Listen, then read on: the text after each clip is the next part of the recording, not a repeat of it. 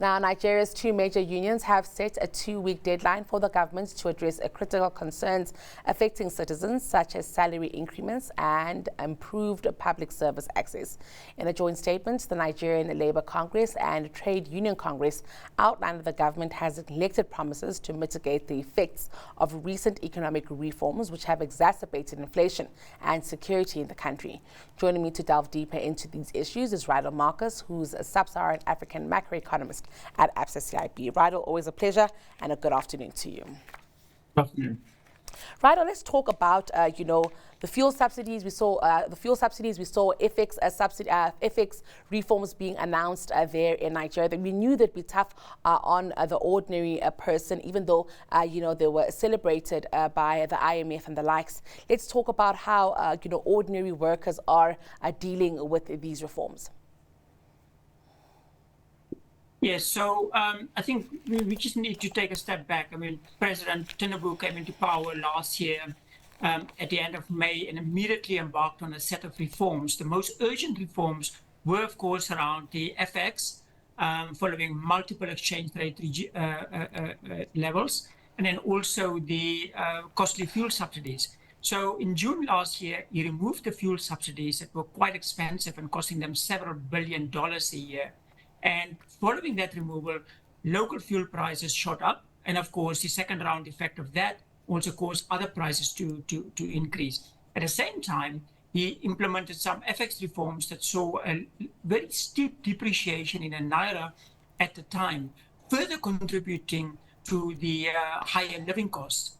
And in addition to that, of course, there was tighter monetary policy. So monetary policy rate itself was increased by, I think it was around 225 basis points last year, but over the past a year and a half or 2 years, it was well over 700 basis points. So Nigerians rightfully, is experiencing a lot of hardship. Living cost crisis is really testing this economy and, is not getting easy at the moment, especially after a latest set of FX reforms that saw the currency depreciate another 30% against the US dollar.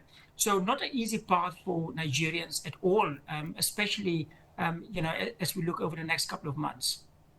Of course, what we also are seeing here is the workers that belong to these unions. It's all a range of workers here, Ridle, that are all expressing the same level of difficulties. I believe that they have put forward requests to government. I think it's 16 points there, and all of them asking for assistance. What kind of assistance or relief are they asking for? So immediately following the removal of the subsidies, multilaterals and unions, civil society groups as well, have been saying that there need to be some form of palliative measures being put in place. That basically means, some kind of support structure that need to be put in place, whether that comes in a form of grants or other means, but those need to target especially the poor people in Nigeria. And keep in mind, we probably have at least 100 million poor people falling under the breadline in this country of over 200 million people. So unions were obviously fighting with, or negotiating with government at least, to try and find a way or solution to, to alleviate that pressure on workers, but I suppose on the poor in general. There were some agreements made on the 2nd of October last year. A 16-point plan, was put on the table and agreed to. And unions now feel like, that those plans and promises and commitments were not fully executed. And I think that is where they now come and say, we're giving you 2 weeks. You need to address these issues. Otherwise, we need to reconsider, whether we need to strike or how we do it. There's the other argument, of course, around minimum wages. Unions also want the minimum wage to increase. But of course, once you do that, that could just further fuel inflation.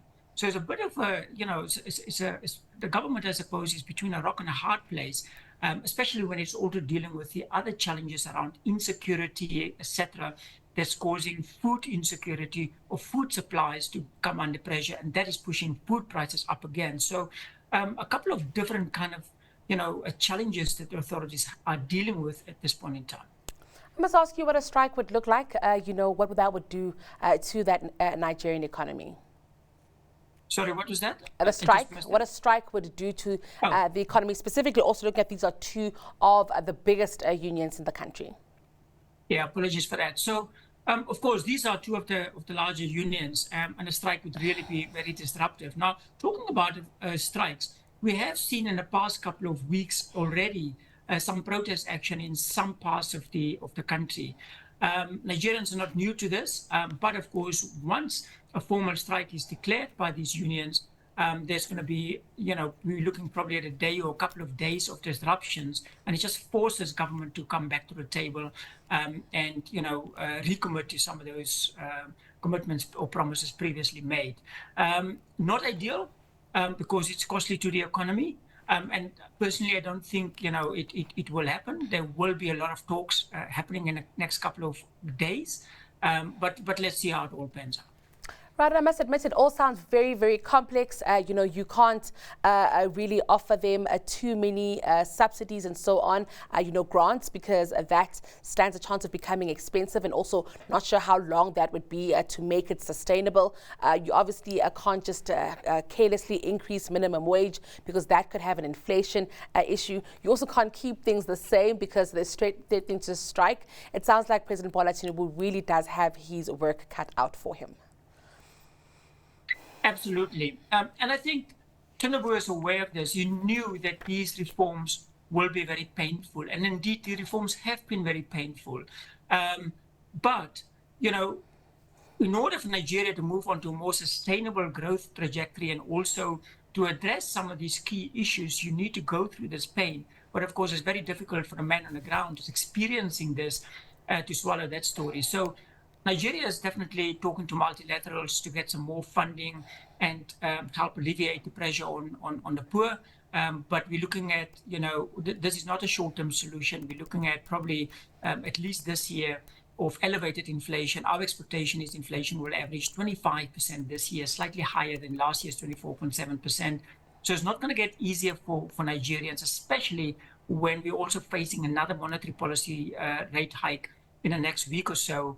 That's just going to increase the pressure.